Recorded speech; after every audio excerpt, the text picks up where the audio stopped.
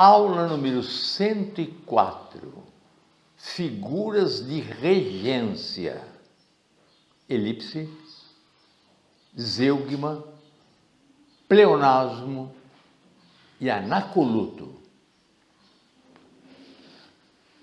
Guilherme de Almeida, não vale a pena.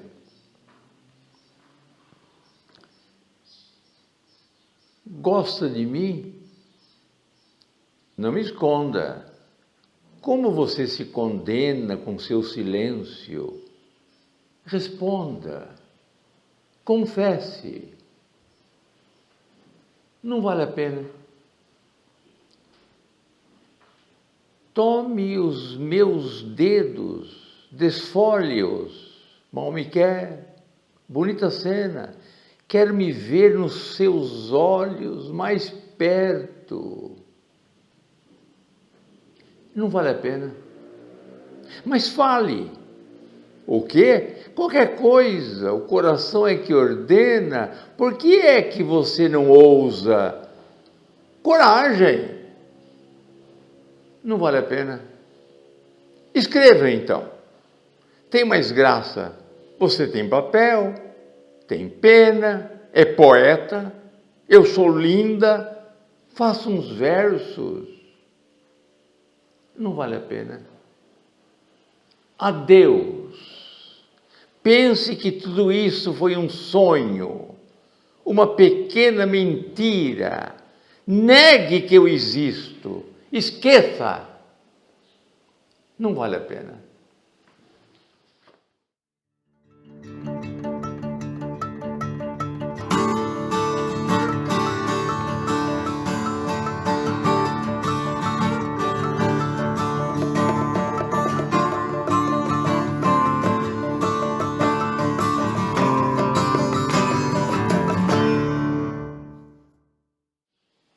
Estamos vendo figuras de linguagem. Desde a aula ou vídeo 101 a 110, estamos estudando figuras de linguagem. Figuras de concordância, que já vimos as sílabes, figuras de regência, figuras de colocação, já vimos, e agora figuras de regência, que é a elipse, zeugma, pleonasmo e anacoluto. É importante o estudo. Primeiro, porque é matéria de exame, é matéria colegial, de primeiro e segundo graus do ensino fundamental do país, também do ensino fundamental do país. É programação do Enem, é programação da FUVEST, é programação das principais faculdades do país, é programação de concursos que se prestam no país. Então, figuras de linguagem. E é importante para o artista, aquele que quer embelezar sua frase, aquele que quer transformar uma oração em arte. É o que nós estamos estudando. Primeiramente, elipse. Elipse é a omissão de uma palavra facilmente subentendida. A elipse se faz para que a frase não fique monótona, sem ritmo. Eu subentendendo o que o autor quis dizer, a palavra que ele ocultou, talvez ele tenha mais facilidade de dar um embelezamento que entenda a frase. Um exemplo. Em Os Lusíadas de Camões, no mar tanta tormenta, tanto dano, tantas vezes a morte é percebida. Na terra, tanta guerra, tanto engano, tanta necessidade aborrecida. Onde pode acolher-se um fraco humano? Onde terá segura a curta vida que não se arme e se indigne o céu sereno contra um bicho da terra tão pequeno? Vamos tomar os 4 primeiros versos e não fazer a elipse. No mar existe tanta tormenta e existe tanto dano. Tantas vezes a morte está apercebida. Na terra existe tanta guerra, existe tanto engano, tanta necessidade é aborrecida. O texto perdeu o valor artístico. O autor não colocou nenhum verbo. Diz ele, no mar tanta tormenta, tanto engano, tantas vezes a morte é percebida, na terra tanta guerra, tanto engano, tanta necessidade aborrecida. Facilmente subentendemos o que o autor quis escrever. E a frase ganha um sabor imenso, ganha um valor artístico nobre pela omissão de um termo facilmente subentendido. Isso é elipse. Viajarei para a Europa em outubro. Não coloquei o pronome eu, porque é facilmente subentendido. Aliás, dado até pela flexão verbal. Isso é elipse. Omissão de um termo facilmente subentendido. Mais alguns exemplos.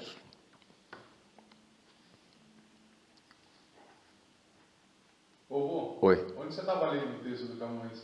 Eu não li, eu tenho em memória o texto de Camões. Para o seu governo, eu sei o texto de Os Lusíadas de cor, desde os 13 anos de idade. Até de trás para frente? Ai, meu Deus do céu. Vamos a outro exemplo. Clássico, Padre Antônio Vieira. Ouça. A aurora é o riso do céu, a alegria dos campos, a respiração das flores, a harmonia das aves, a vida e o alento do mundo. É evidente que a frase é bonita. Vamos colocar os termos facilmente subentendidos e a frase perde o sabor.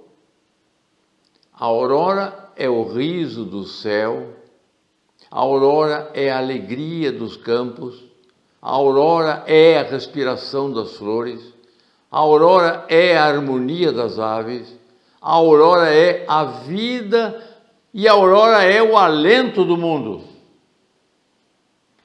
A frase perde. Outro exemplo, o lobo e o cordeiro tiveram uma rixa. Este usava o argumento do direito, aquele o da força. Ou seja, o lobo e o cordeiro tiveram uma rixa.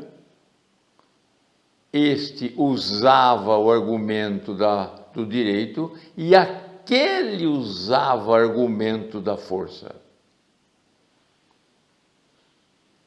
Gonçalves Dias, nossos bosques têm mais vida, nossas vidas mais amores. No segundo verso, oculto está o verbo ter, nossa vida tem mais amores.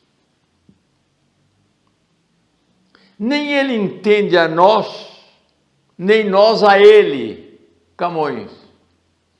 Ou seja, nem nós o entendemos a ele, nem ele entende a nós.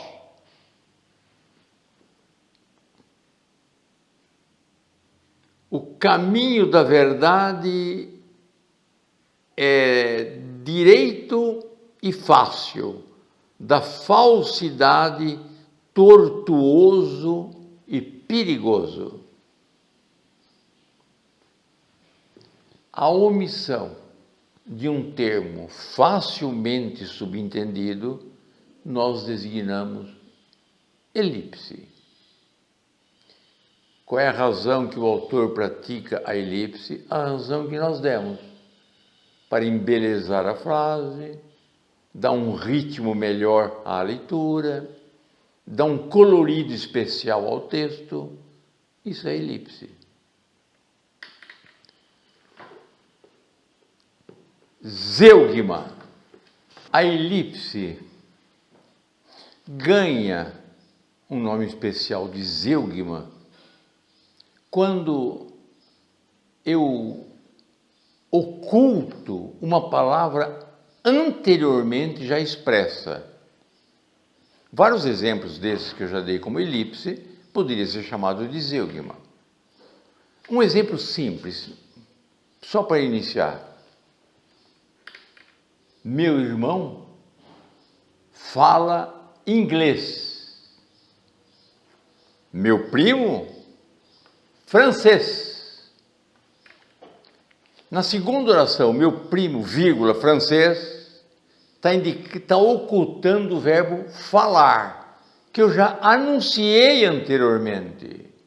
E por ter anunciado anteriormente, é uma elipse, sem dúvida nenhuma. E recebe nome, querendo uma especialização do termo zeugma.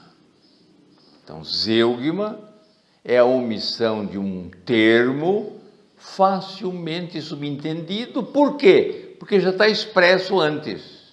Ele está expresso antes. Normalmente, quando eu omito o verbo, porque ele já está expresso antes, eu omito através da vírgula. Vou colocar um exemplo de Victor Hugo.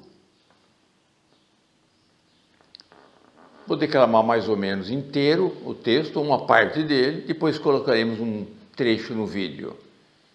O homem é a mais elevada das criaturas. A mulher, o mais sublime dos ideais.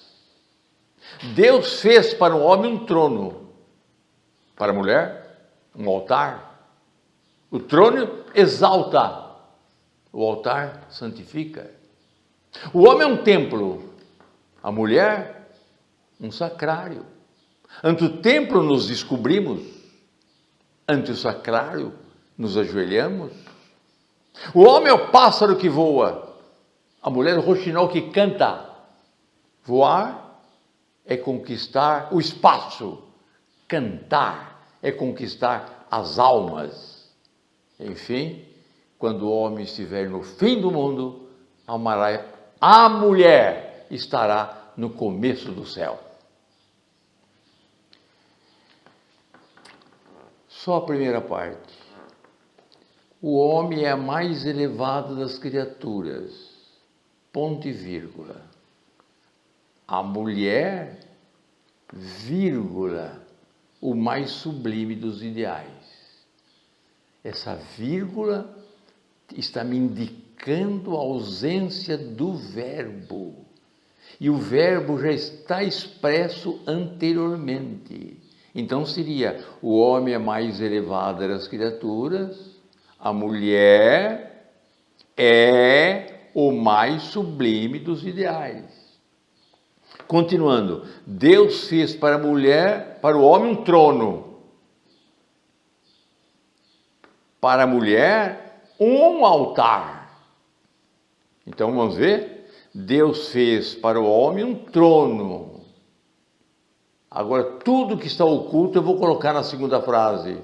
Deus fez para a mulher um altar. Zeugma. Então, simples. Elipse é o nome geral que se dá à omissão de um termo facilmente subentendido. Ponto final. Elipse. Se o termo é facilmente subentendido porque veio escrito antes, essa elipse pode receber o nome de zeugma. Sempre a zeugma é uma elipse, mas nem toda elipse é zeugma. Pleonasmo.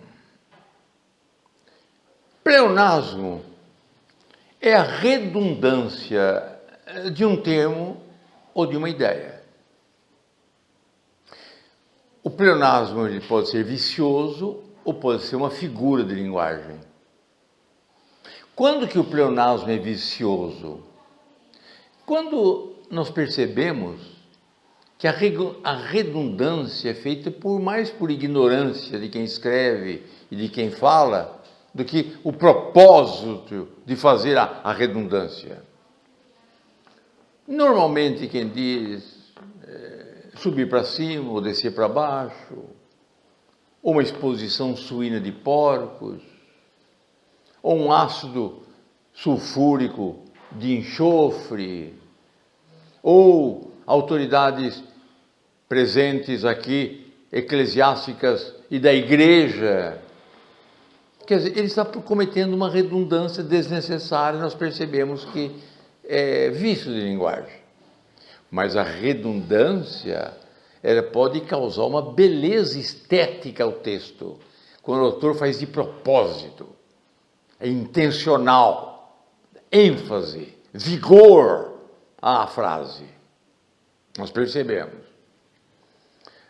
Geralmente, brincando, os alunos dizem, né? Quando eu escrevo, é pleonasmo vicioso. Quando essa de Queiroz escreve assim, é pleonasmo figura. Bom, essa é uma brincadeira, mas de fato,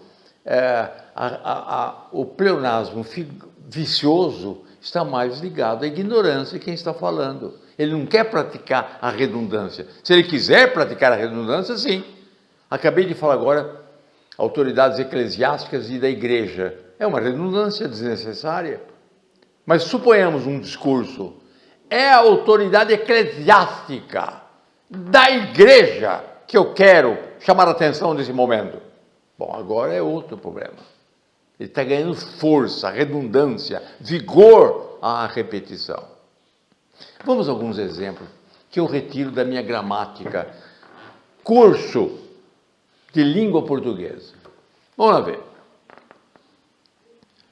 Assombros da natureza, visto com os olhos, apalpados com as mãos e pisado com os pés. Padre Antônio Vieira. É evidente que assombrosas da natureza, vistos com os olhos, só podia ser com os olhos. Apalpado com as mãos, só podia ser com as mãos. E pisado com os pés, só podia ser com os pés. A redundância, ela pode ser uma redundância semântica ou sintática. O que é uma redundância semântica? É quando a palavra que eu estou repetindo já está contida na anterior. Não é uma repetição de termos da oração, mas a palavra já está repetida. O conceito já veio anunciado. Exemplos clássicos. Heitor Pinto. Chegando à casa, vi que era ermida e entrei dentro. Ele já falou entrei. Repetiu dentro, que não poderia ser outra coisa, senão dentro e nunca fora. Mas, por já estar subentendido dentro, nesse entrei, é um pleonasmo semântico. Outro exemplo. Hoje, aqui, serei apenas a mão chã de semeador, semeando algumas sementes de bem no torrão virgem. Semeando, Rui Barbosa é a frase, semeando algumas sementes.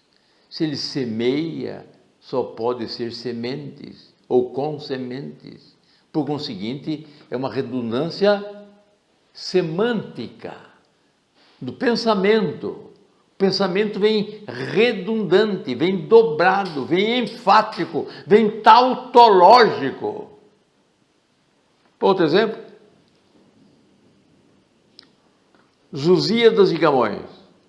Se lá do céu não vem celeste aviso, se lá do céu não vem celeste aviso, sem nenhuma redundância, se lá do céu não vem aviso, ele já falou que é do céu.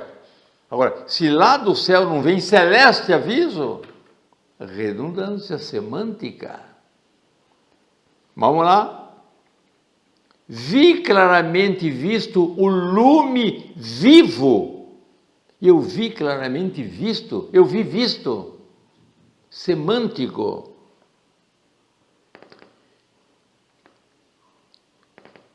Quando uma lousa cai sobre um cadáver mudo, Guerra Junqueira.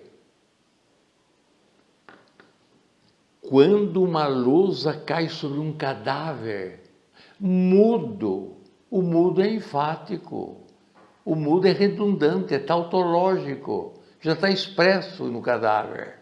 Guerra Junqueiro. Mais um exemplo de Camões, um pleonasmo semântico. Com a frígida neve e seco monte. Frígida neve. Toda neve é frígida, é redundância. E o monte? E o monte seco talvez não, mas a nívea, ou melhor, a frígida neve é uma tautologia. Mas tudo isso foi semântico. O pleonasmo pode ser sintático, gramatical. O termo está redundante. Dois sujeitos redundantes. Por exemplo, tu, só tu, por amor, com força crua, que os corações humanos tanto obriga, deste causa molesta morte tua. Ou melhor, no último verso, deste causa a morte sua. Tu, só tu, por amor, deste, tu, só tu, redundância. Redundância do sujeito. O sujeito foi duplicado. Semântica, sintática, gramatical. O Melro, eu conheci o Guerra Junqueiro. Ou seja, pleonasmo do objeto direto. Esse o é pleonasmo de o Melro. Ao avarento não lhe devo nada. Eu não devo nada ao avarento, e esse lhe repica, reproduz, é tautológico de ao avarento. Ao avarento não lhe peço nada. Objeto indireto pleonástico. Sou-lhe grato a ele. A ele, objeto, perdão. Sou-lhe grato a ele, complemento nominal pleonástico. Sou grato. Grato a quem? A ele. E esse lhe? Pleonástico. Arquiteto, já o não sou, Herculano. Não sou arquiteto. Arquiteto, predicativo do sujeito. E esse o? Predicativo do sujeito pleonástico. Era um homem feliz. Feliz. O segundo feliz é pleonasmo gramatical, sintático do adjunto adnominal. Por entre dias e dias ficou esperando o filho, dias e dias. É um adjunto adverbial de tempo pleonástico. Ao homem, fê-lo Deus, sua imagem e semelhança. Ao homem, objeto direto, preposicionado até. Fê-lo Deus, esse o, objeto direto, pleonástico, sintático. Do quê? Do objeto direto. Por último, anacoluto. Anacoluto.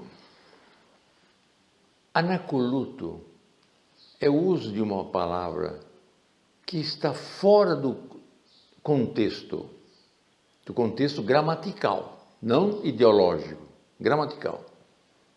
Todas as palavras se relacionam uma à outra. A palavra rege uma à outra. O verbo rege o sujeito da oração. O verbo rege o objeto direto. Os adjuntos adnominais são regidos das outras palavras que estão qualificando ou restringindo. As palavras têm uma estrutura lógica. Quando eu coloco uma palavra sem função sintática, deslocada, eu chamo isso de anacoluto. É evidente que pode constituir um erro de português, ou seja, a palavra tem que ter uma estrutura. Quem diz coisa com coisa que não se harmonize numa oração, está difícil o entendimento. Mas sutilmente é fácil você fazer uma beleza estética, gramatical, através de um anacoluto. A palavra está deslocada, mas ela se enquadra num contexto de entendimento, num contexto ideológico. Permite que eu trabalhe com um texto de Padre Antônio Vieira. Vamos escrever no vídeo e fazer devagar. Os 3 reis é tradição da igreja que um era preto. Os 3 reis é tradição da igreja que um era preto. Vamos lá ver? Eu faço a pergunta e nós vamos responder. É o quê? É tradição. É tradição de quem? Da igreja. O que é a tradição da igreja? Que um era preto. E a palavra os 3 reis, onde é que eu coloco? É impossível colocar em algum lugar da frase sintaticamente. Os 3 reis não está colocado na frase. Os 3 reis é tradição da igreja que um era preto. Ora, os 3 reis, anacoluto. Se eu tivesse colocado, observa, dentre os 3 reis, é tradição da igreja que um deles era preto, tudo em ordem. Mas como está escrito, a palavra está fora do contexto gramatical. Anacoluto. Eu encheram-me com grande abundâncias o peito de desejos e esperança. Eu encheram-me com grande abundâncias o peito. Eu encheram-me o peito. Eu encheram-me o peito. Esse eu é um anacoluto. Sintaticamente ele não está na frase. Às vezes o autor ele quer cometer também um propósito com esse anacoluto. Ouça Castro Alves. Quando Castro Alves olha a bandeira nacional,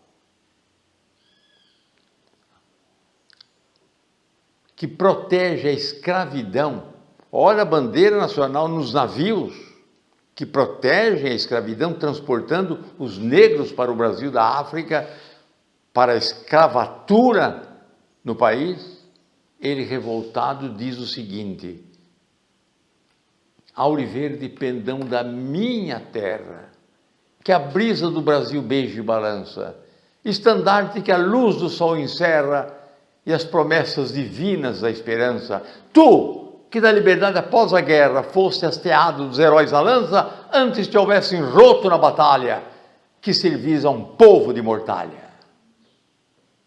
Vamos destacar a oração que eu quero. Tu, antes te houvessem roto na batalha. Tu, antes te houvessem roto na batalha. Esse tu não está preso a nenhum verbo do texto. Anacoluto. O autor praticou um anacoluto. Tu colocou a bandeira nacional em forma de anacoluto, sem função sintática, porque ideologicamente também tirou a bandeira nacional do pensamento e da razão. Tira do entendimento e tira do texto. Anacoluto. Machado de Assis, há um poema a Carolina, sua esposa, cujo soneto está sobre o túmulo dela no cemitério de São João Batista. Querida, ao pé do leito derradeiro em que descansas dessa longa vida, aqui vem e virei, pobre querida, trazer-te o coração do companheiro. Pulsa-lhe aquele afeto verdadeiro que, a despeito de toda a humana lida, fez nossa existência apetecida e num recanto pôs o mundo inteiro. Trago-te flores, restos arrancados da terra que nos viu passar unidos e ora mortos nos deixa e separados. Que eu, se tenho nos olhos mal feridos pensamentos de vida formulados, são pensamentos idos e vividos.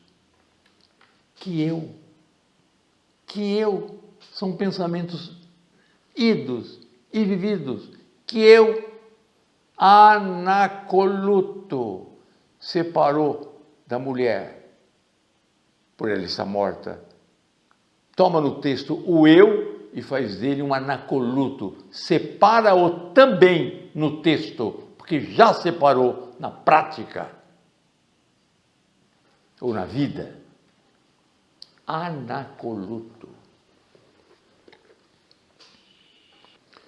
Vamos tomar um exemplo de Camilo Castelo Branco.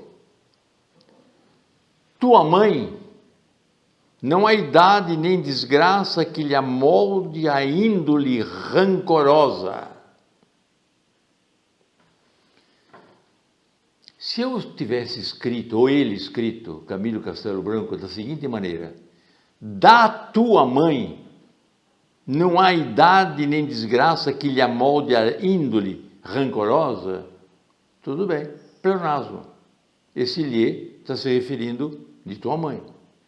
Mas como está escrito, tua mãe não há idade nem engano que lhe amolde a língua rancorosa, a índole, desculpa, rancorosa, anacoluto.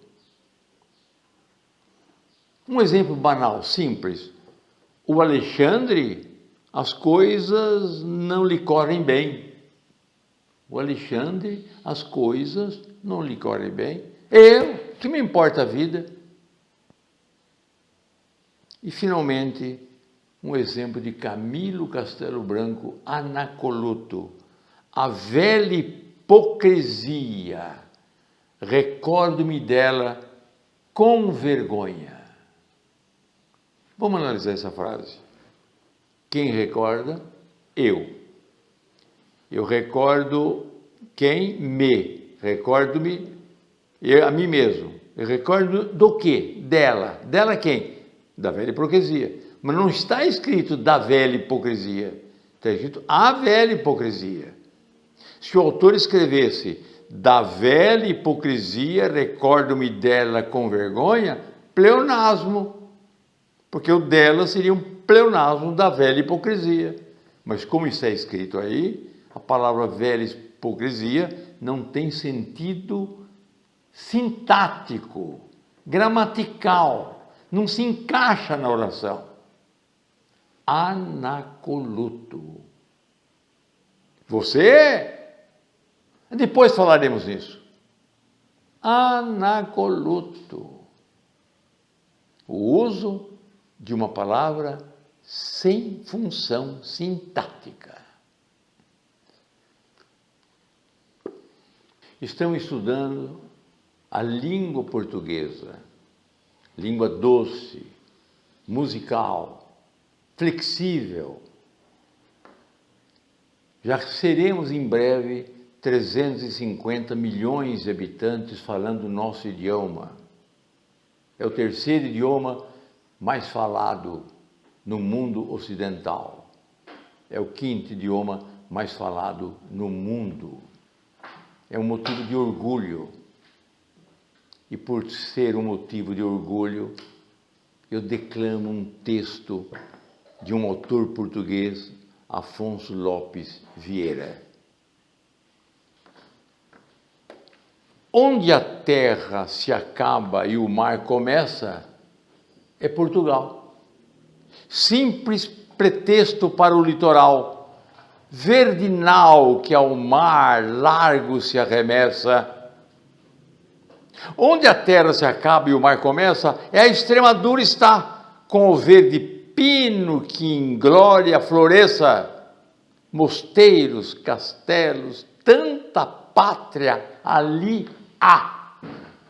Onde a terra se acaba e o mar começa, há uma casa onde amei, sonhei, sofri, encheu-se-me de brancas a cabeça e, debruçado para o mar, envelheci.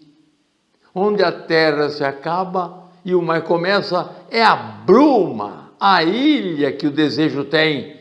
E ouço nos búzios, até que o som esmoreça, novas da minha pátria, além, além. A minha pátria é a língua portuguesa.